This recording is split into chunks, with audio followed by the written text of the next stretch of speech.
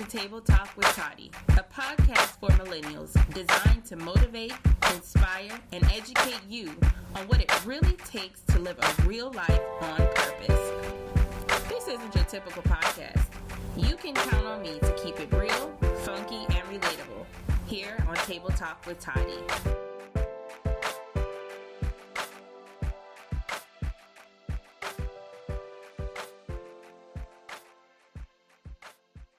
Hey guys, it's Natasha Toddy Weston, and this is episode 22 of the Table Talk with Toddy podcast.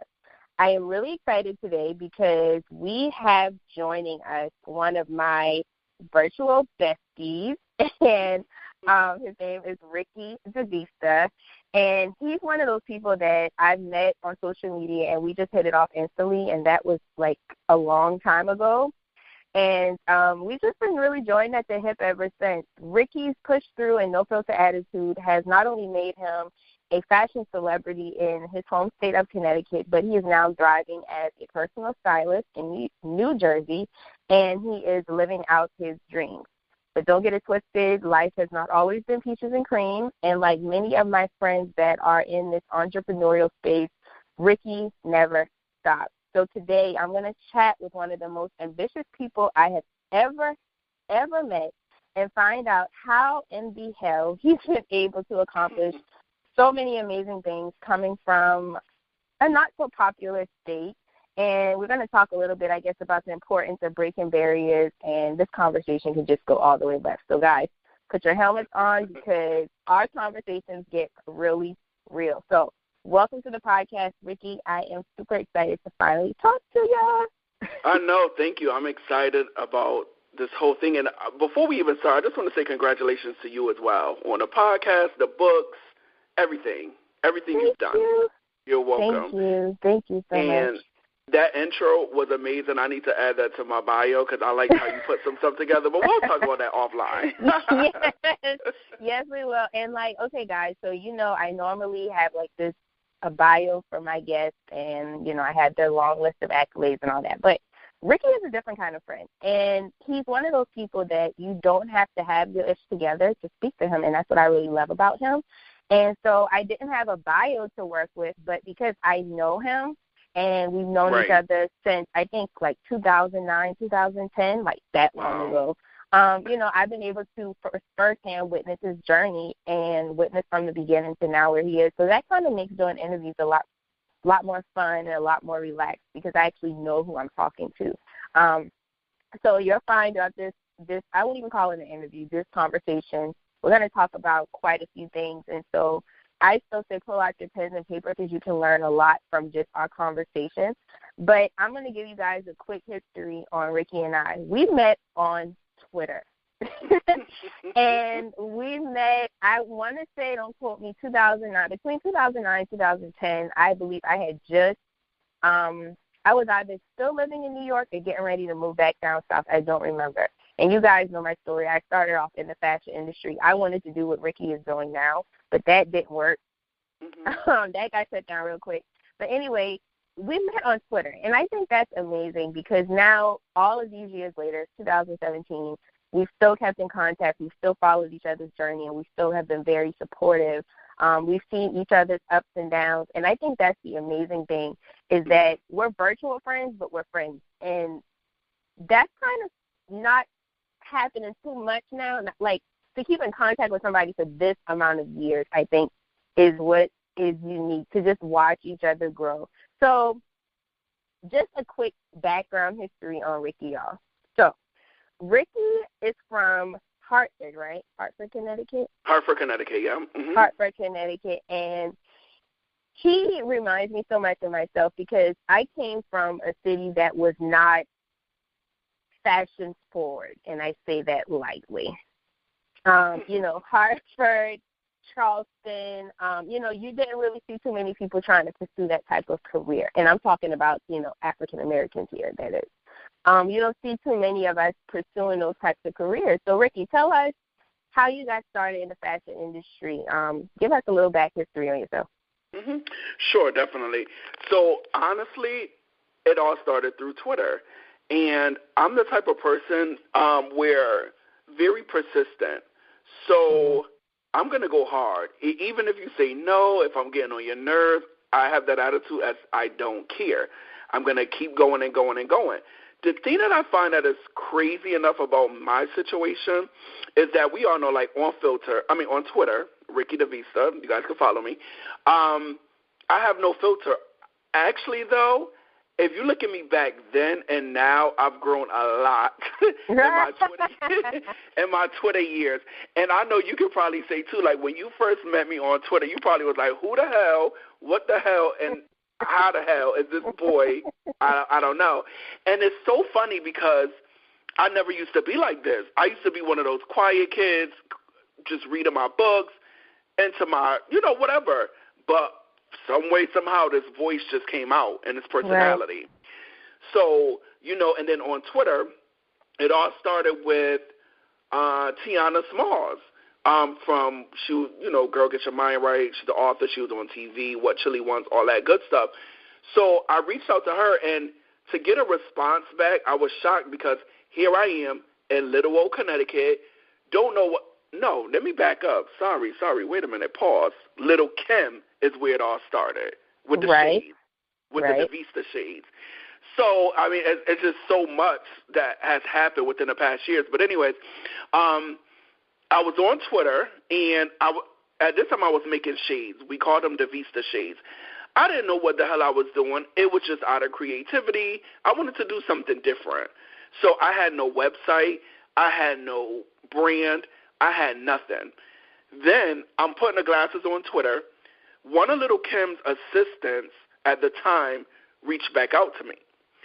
And she goes, well, Little Kim is going to be in your area. And remember, New Year's Eve, you should come and we'll meet up. The promoter of the show and I are cool. So I let him know, and he was like, oh, I got to get you backstage, blah, blah, blah, blah, blah.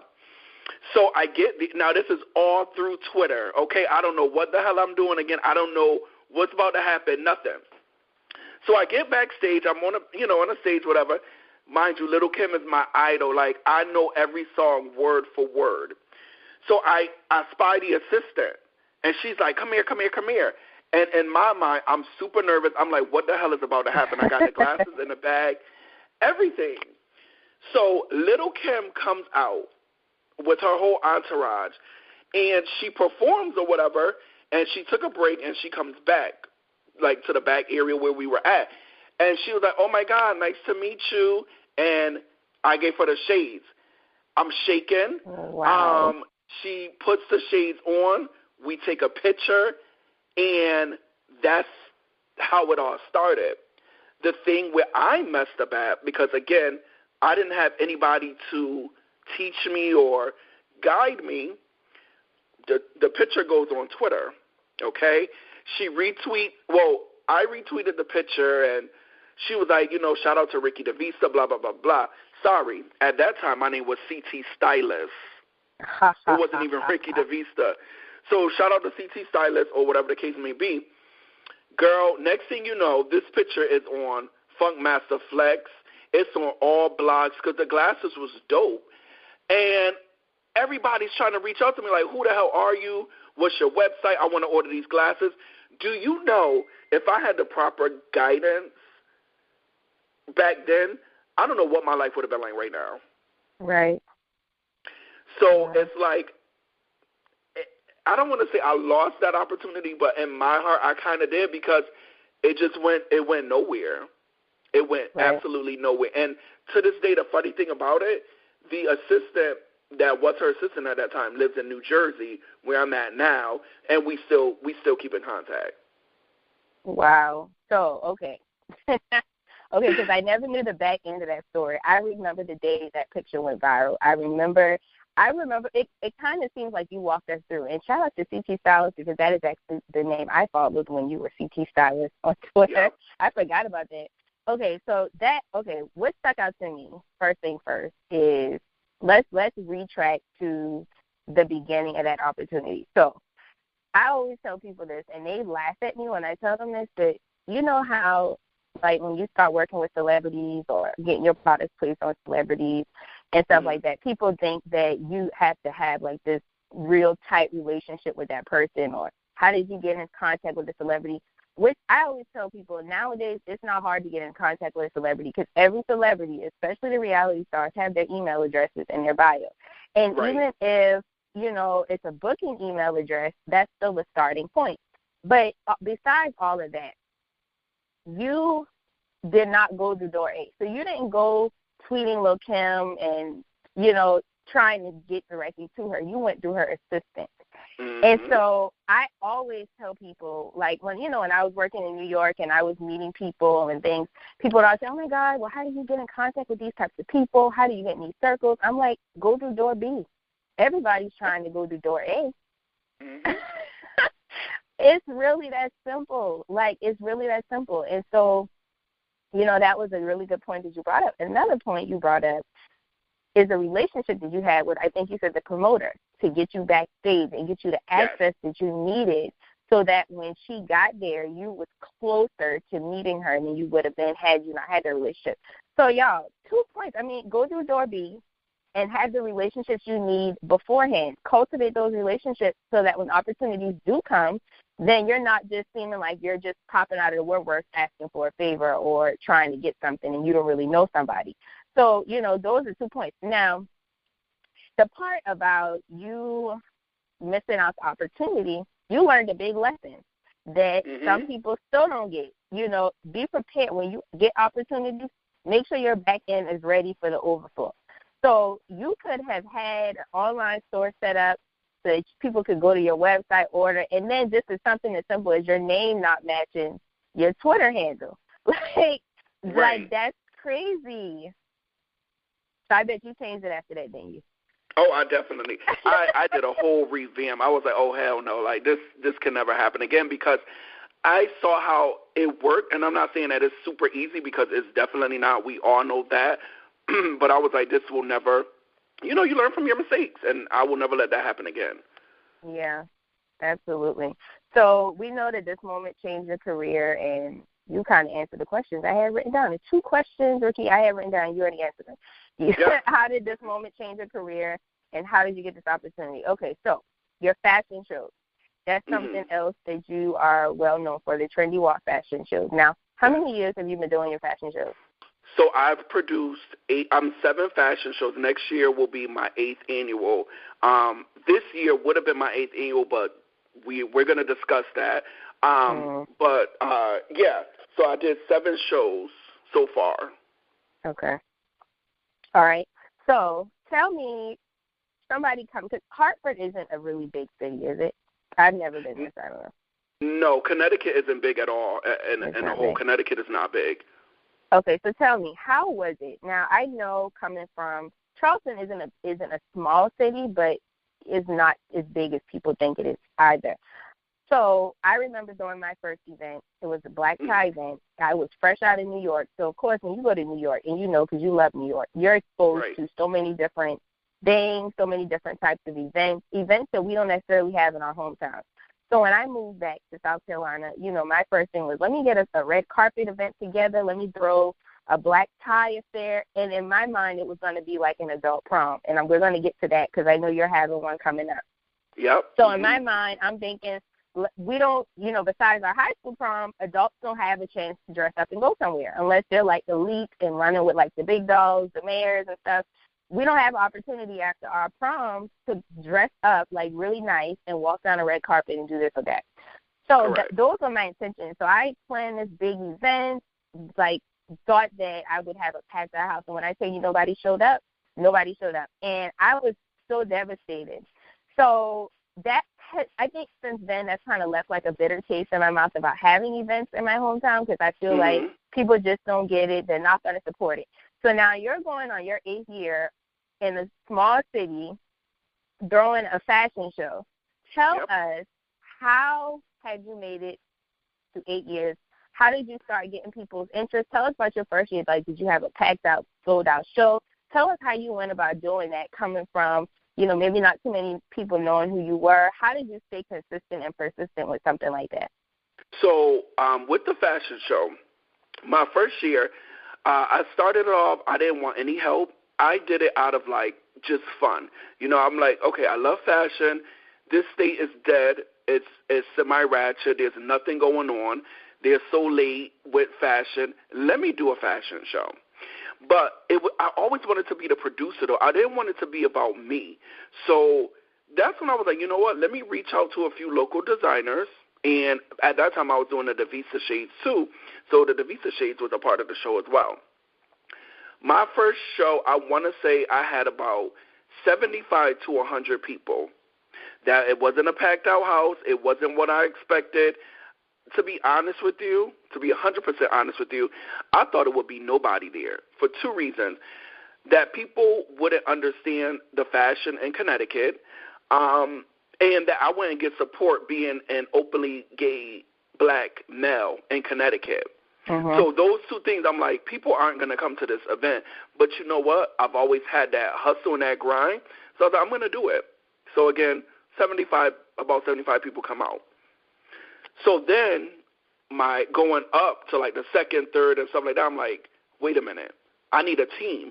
There's no way in hell I can produce a fashion show by myself. So I called on my best friends, and we started this team. But then it wasn't a fashion show anymore.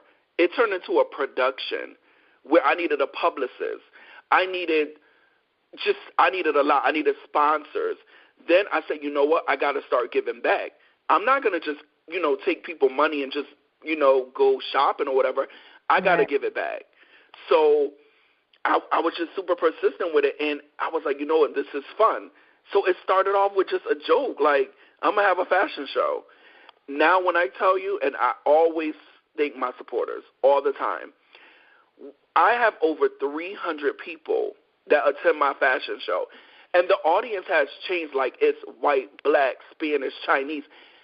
People I would have never imagined coming.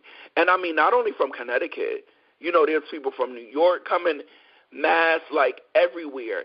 And I always say, I'm glad I'm able to set the platform for the upcoming designers to showcase their work and to get out there. Now, what their job to do, because I already set the platform, you got to spread your wings now. Once these people start hitting you up and stuff like that, this is your chance. But the problem is a lot of people in Connecticut don't have that drive, so they were falling flat. Yeah. Okay, you said a lot. Okay, so, wow, 8 years. That's when, fashion shows, you normally only hear about, like, New York Fashion Week and, like, some of the bigger fashion weeks. But I think it's phenomenal that you took something that a lot of people don't even get an opportunity to attain. A lot of people don't get to do the fashion shows because they don't live in the cities where fashion shows are happening.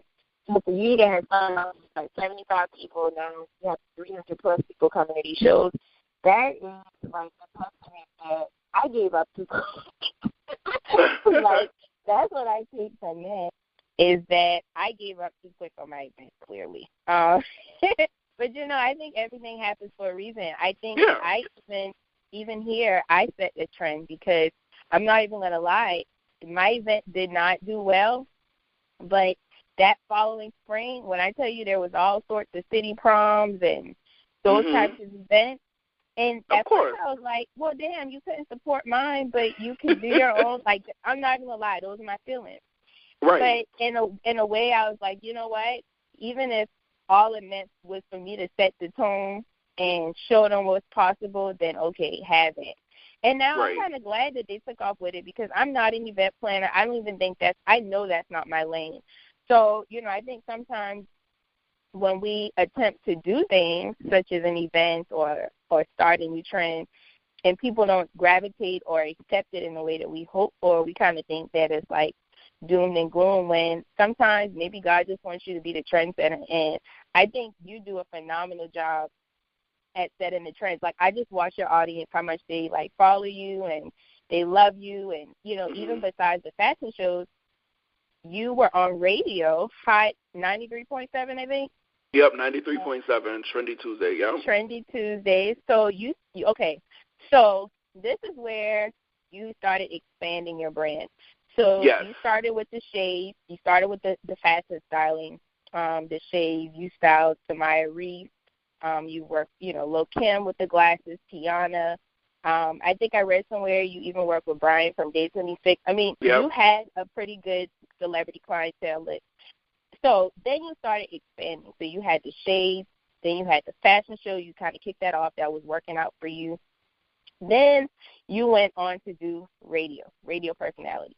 Right. And when you started doing radio, I was like, this dude is just killing it. But what I admired about how you expanded was through your expansion and your brand growth, your personality never changed. Mm-hmm. It never changed. You were just using different avenues to showcase your personality and who you were. And your goals really never changed either, because when you were a fashion stylist, you wanted your own reality show. And now you still want your own reality show. So your goals never changed. You just are exercising different platforms. And I think that's what people need to see when, everybody's screaming, I want to build a brand. But are you willing to be consistent in who you are wherever you go or whatever platform you're on? So how long were you on Hot 93.7? I know you just recently moved, so you're not there anymore. But how long did that opportunity last? Tell us a little bit about how that happened. Definitely. So what a lot of people don't know, what I try to explain to people, that didn't happen overnight, and I gave them 5 years of my time. So I was on Hot 93.7 for 5 years. Every Tuesday at 7:45 a.m. I might have missed maybe one or two, but it's my passion. It's something that I love, so I put my all into it. The back end is it took me 2 years to get on that station. So me being who I am, being very persistent and consistent, I would email the program director, Twitter, Facebook, Instagram, whatever, almost weekly, and we used to talk about that on the station. Like, damn, dude, you're really persistent. Like, nobody can take that away from you, and that's how it all started. So it took me 2 years to get on there. They called me. They were like, we want you to come in. I didn't do it. Honestly, I didn't do a test run. Nothing. My name was on the board. They said we're gonna do either Tuesdays or Fridays, Trendy Tuesday or Trendy Friday. I was like, Trendy Tuesday sound better. The next Tuesday, I was on that radio station. When I tell you, I didn't know what the hell. Again, I'm always in these situations where, I ask for it, but then am I really prepared? And that's what another thing. Another thing people got to realize. Like, girl, you about to get on this radio station, all these people listening, and you don't know what. Like, and then it was a fear that came in, because I'm like, okay, now I'm really going to be a public figure, because I'm on the radio, people listening everywhere. People are going to talk junk. People are going to, this skin got to be super, super tough. You are on the radio. So I get on the radio, and again, I don't know what I'm about to talk about, and I just go with the flow, and 5 years later, child, push through. That's all I can say. Oh. Yes. Again, to watch somebody's journey from where you started and to now, it's like, okay. And again, I think the real message to anybody listening is be who you are consistently and never change it. I mean, he could have gotten on radio, and because of what people were saying, he could have changed up who he was just to keep people happy. I mean, he could have, diluted his brand just to stay on radio, but he never changed it. I don't live in Connecticut, but I think you went live on Instagram a couple of times, and I watched. Mm-hmm. And, I mean, his personality is always the same. And so that's like a message in itself, and that's what is missing in a lot of these brands out here in these streets is everybody is so different on different platforms. When you meet them in person, they're not the same. And it's just like, please, stop. Please stop. So I think that's what's really amazing about watching you grow. So now you're a personal shopper, and you have some bomb shoes. Like, that shoe collection is everything. And if I were your type, Ricky, we might have to talk, because those shoes are like a winner. So let me tell you, I love shoes. I can tell. So do you ever think that that's something that you might also venture into, maybe shoe design? Have you thought about that? Actually, it's been Wait, I want to go back real quick to the radio, real quick. So now that I'm not on the radio anymore, people are harassing me every Tuesday, I want you back on the radio. I want you back on the radio. So now I'm trying to venture off into a New York radio station. And I love my supporters so much because they put up posts for me. If I put up a post, they'll tag. It's just like, it's just unreal, honestly. And that's the only word I could think of. And starting tomorrow, what I'm going to do is, and I've posted it, I'm going to go live at the same time I was going on the radio, 7:45, but I'm going to do it from my house. I have my hot topics and everything because this is what they want. And I can't just let it go, you know. I got to give them what they want. So, okay, moving forward. Well, I mean, you brought up a good point, too, now. Let's talk about that. You had the platform that they pretty much put you on at the radio station. And because your situation changed, you had to relocate, which means you obviously couldn't be on the show anymore. This is something a lot of people miss. You just gave a golden nugget. Create your own opportunity. Although you have not gotten the opportunity at a radio station yet, you're not going to stop doing what you've been doing. I mean, you could do everything you was doing on the radio right at your house, on Instagram, or wherever you're going to do it. So that's another good point. Like, for everybody out here, you know, if you want to do something, do it on your own until the prestige opportunity or the opportunity you really want comes along. Like, never stop. Like, I call it, like, building your digital resume. So if you say you want to be a radio personality, do people have something to go back and look up? Can they Google that and see what you've done? So sometimes waiting on the perfect opportunity, you got to make your own, like, little small opportunities in between, because let's just say you meet Oprah tomorrow and you're like, Oprah, if you start a radio station, I want my own show. She's going to be like, well, where can I hear some clips of you on radio? Then what if you just sat down waiting on opportunity and you didn't have any clips or anything? Then what? You just threw that opportunity in the sand. So you got to create your own opportunities, even if it's not like the perfect situation. So anyway, I'll be tuned into that show. Yeah. 7:45, right? On your 7:45 a.m. Yeah, I'm gonna give the people what they want. Perfect. And you're at Ricky DeVista. Yes. Okay, cool. So, all right, what was we talking about? I already got sidetracked. Okay. We were talking about the shoes and stuff. Yeah. So, would you ever, like, I know you probably have thought about it, like, start your own shoe line? I mean, you've done the shades before. Are shoes something that's on your, like, later board? Absolutely. I thought so. Okay, so let's see. What else do we need to talk about? Let's talk about, okay, now you're in Jersey. You're a personal stylist, but not too long ago, you encountered something that nobody wants to encounter.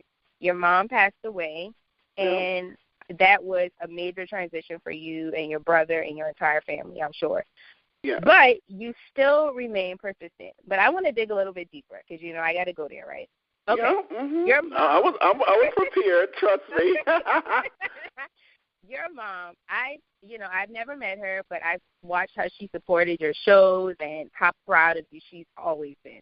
Like, just from the pictures and things that you've shared on social media. So, being an openly gay male in the fashion industry, I know that you have dealt with some crazy stuff, a lot of opinions, a lot of backlash or whatever, but your mom never wavered on her love for you. I know that, like, just from watching on social media. Now, I have a sister who is a lesbian, and I've kind of gone through the, you know, what people have to say type of thing, and, you know, like, the whole acceptance thing is just weird how, you know, some people just are so hell-bent on not supporting people that want to live their lives the way they want to live them. Like I said, I personally, my sister is a lesbian, and that's my real life, if you want to be technically real. And I witnessed how people, you know, have treated her and things like that. So, say all that to say, your mom, how she supported you, since she's passed away, has anything changed as far as people's support of you, and how has her support of you, no matter what experiences you've dealt with, how has that changed your life? It's actually made me go even harder And just touching upon it, being gay or whatever, my parents are West Indian. So, we all know how they feel about gays. Like, right. And so that's another chapter in my life that I dealt with that was not cool, you know what I'm saying, with my parents and how I came out, because I never came out to them. Somebody told. It was a big mess, but we're going to save that for projects that I have coming up. Yes. And then, my little brother is gay too. So go figure. It's like, okay, you got two boys that's gay, but I'm the oldest, so of course I got looked upon as the one that made him gay, basically. Right. But anyways, back to the question that you asked. It's, I want to say much harder, and it's unfortunate that I left Connecticut because of her passing, because now I'm thinking, like, would I have ever left? I mean, I know I would have eventually left, but how would I have left? Would I really stepped out on faith? And the one thing that I will never forget, she told me as she was going, now is your time to follow your dreams. Wow. And that I knew that I was going to be okay. Wow. It's just funny how life works. Like, just when you think that things are kind of going full circle, and then something unexpected happens, and then now you're off into another chapter. I mean, because if you think about it, she passed, October? Was it October? She passed, the day after her birthday, October 4th. Right. Okay, so that was October. It's only April. So in that short amount of time, you gotten off radio, you're in a whole nother city, you have, like, everything. Like, just think about the short time span, how much has taken place. And that's just a testament of, when you're persistent through the pain. Because I'm sure that was a painful experience, and to have so much going on in the midst of all of that, I think that's what separates the good from the great. Because a lot of times we let life happen, and then we get all in the slums, and then we just think life is over. But to have her leave you with such a strong, life-changing message, that's all you needed to make that move and to make the decisions that you're making now to continue to push through, And I think, like, that's just amazing. And so, we can take life serious, but we also need to just pay attention to the small moments that are happening, because everything is a message for us to continue to move forward. I mean, I'll use myself, for example, today. We scheduled this interview for this morning, and I woke up this morning to some terrible news. Like, this guy that I knew, he died in a car crash, and today is his birthday. So it's like, that was a message for me, and that caused me today to slow down a bit and just really reflect on life and figure out, am I really doing what I need to be doing? Am I really living my life?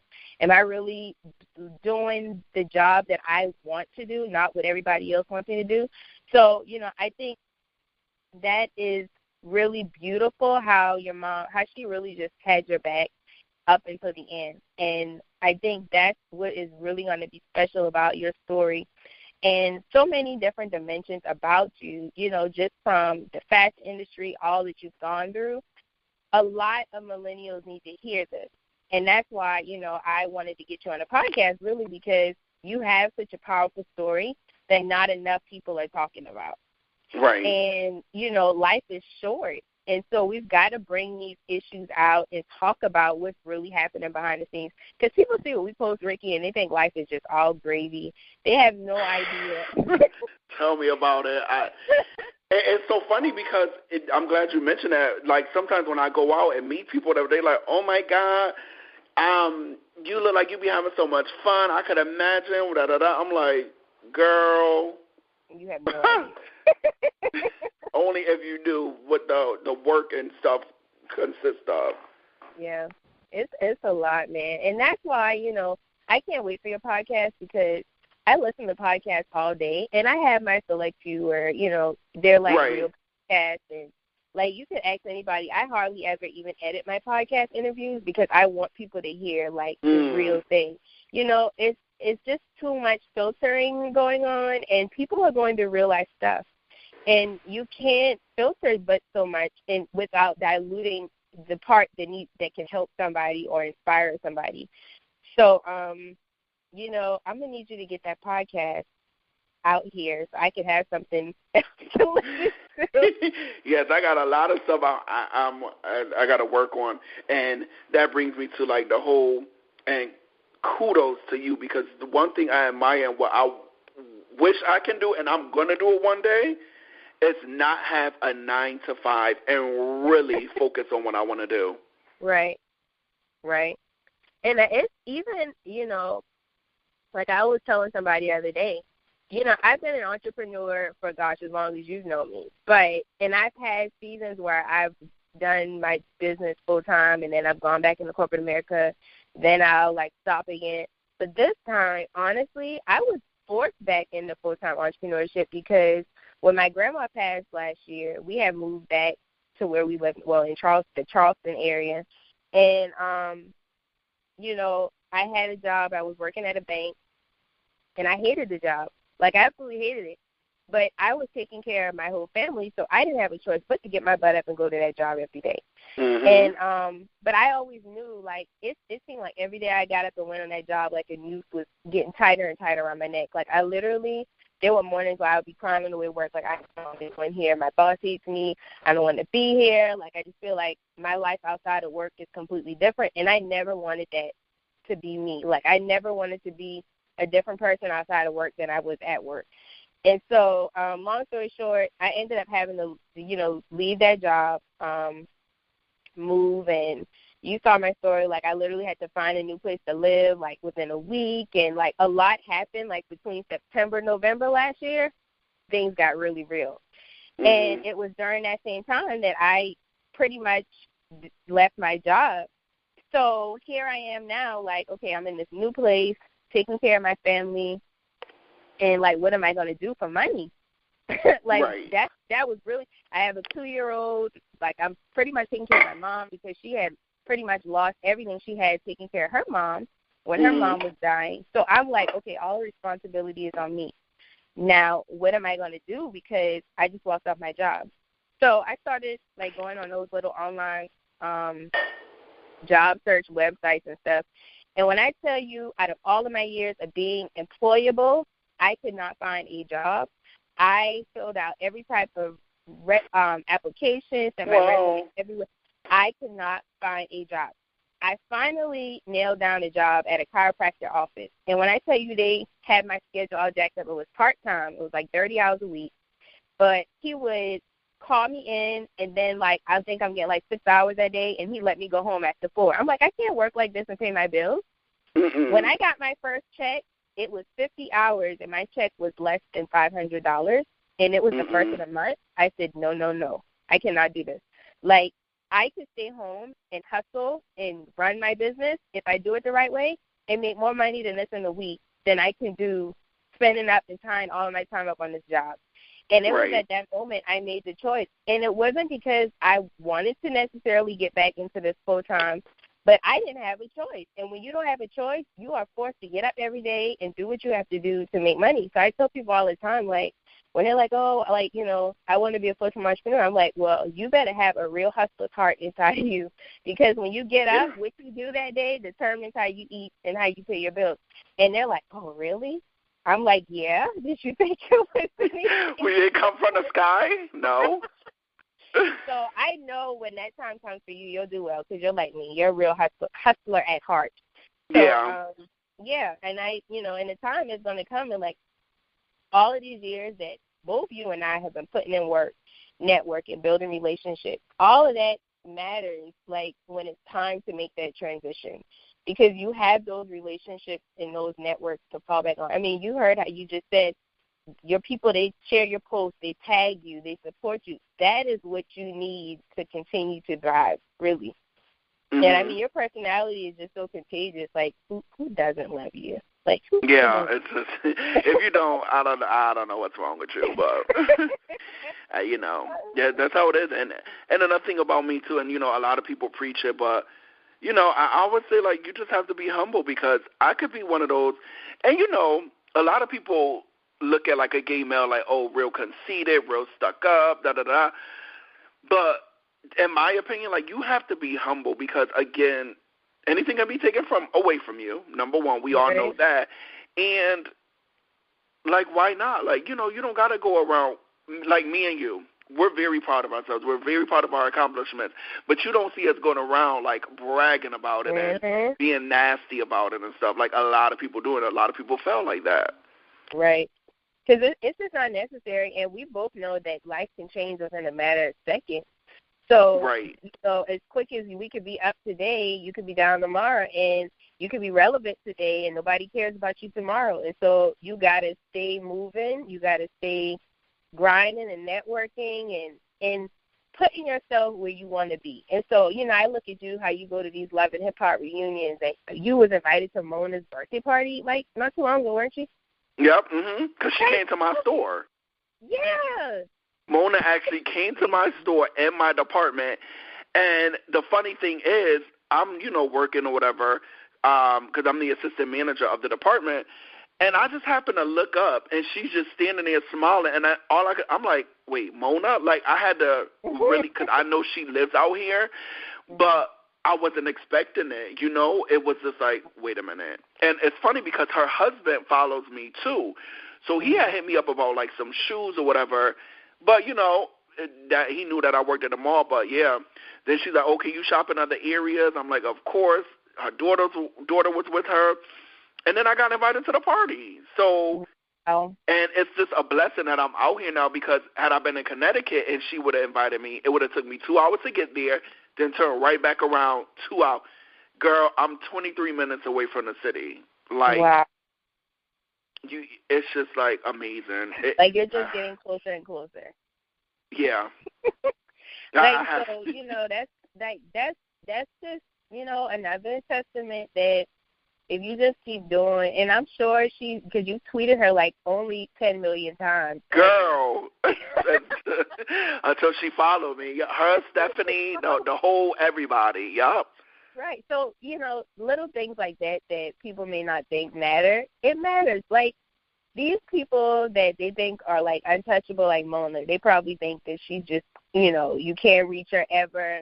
Like, these people are real people. So if you reach out enough times, they don't have no choice but to pay attention. So I'm sure, you know, your name rang a bell, even if once you introduce yourself. Like, people remember. You got to get in people's minds and get people to remember you. And who knows, like, that one, who's to say she's not going to do a new reality show the next year and she's going to remember your personality from meeting you, your tweets, interacting with her, being at her birthday party. Like, all of these things are, like, contributions to really, like, you're building a relationship with her without it even seeming like you're building a relationship with her. And that's what you have to do. Like, sometimes people just reach out and ask for something without building that relationship. You got to build relationships with people, and, like, opportunities will come. Like, absolutely. Yeah. So, all right, tell us what you have coming up next. So, up next, of course, you know, the podcast, working on that. Working on trying to get on a radio station in New York City. Working on my 8th annual fashion show, debating if I should have it in Connecticut or bring it to New York. And last but not least, this good old book of mine. Yeah. Yes, it's time. You've inspired me through your books, and I know I have a story. And I'm super excited, actually, about it. Very excited. Gonna hurt a few feelings, I'm sure, but, you know, it is what it is. Well, I'm putting it all out there. So listen, and when you start writing books, you're going to hurt a lot of feelings, and it could be something as simple as you not putting somebody's name on the thank you page. Trust me, I've been there. Wow, I think it would go to that, but okay. Oh yeah, it get like it's just crazy. I'm like, well, write your own book and put your own that's fine. Right, put your own thank you. Yeah, but anyway, so, you know, I enjoyed this conversation, and we're going to obviously talk offline. But, you know, I really wanted to, like, share you with my people because they need to know who you are. And like I said, when I started this podcast, I vowed to not have no fluff on here. It needs to be real because like I said, we're going through real stuff. We are real hustlers, real entrepreneurs, trying to live our dreams, or living our dreams really, because this is a part of it. And so thank you for hanging out with us, and special thank you to everybody that's listening. Make sure you guys follow Ricky on Instagram and Twitter. It's at Ricky DeVista, right? Yep. At Ricky DeVista.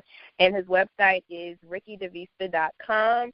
And y'all just follow him on Instagram, and he shares pretty much everything on there. Y'all make sure y'all stay tuned for his podcast, his radio show. Join him Tuesday mornings at 7:45 a.m. Eastern, right? Yep, Eastern time. On his Instagram page. And y'all just stay in tune with him, like, because he's going to be doing some amazing things. And thank you guys so much for tuning in for another episode. Season 2 is almost over, y'all. Like, we've got 2 more episodes, and then I'll be taking another break because I am, like, getting ready to start my book promo. So I need to, like, focus on that. But don't worry, because I have another surprise kind of along the lines of a podcast, but it's going to be geared towards the book. So y'all stay tuned for all of that. Thank you guys for continuing to review the podcast on iTunes. We are now a 5-star podcast, so continue to drop your reviews. I am so thankful for each and every one of you. And don't forget that you can text Table Talk to 31996 to become a Table Talk with Tati Insider. And until next time, I will talk to you in episode 23. This episode is brought to you by themotivationmaven.com, your one-stop shop for all things motivation. To learn more about advertising on Table Talk with Tati, email info@thetatibrand.com.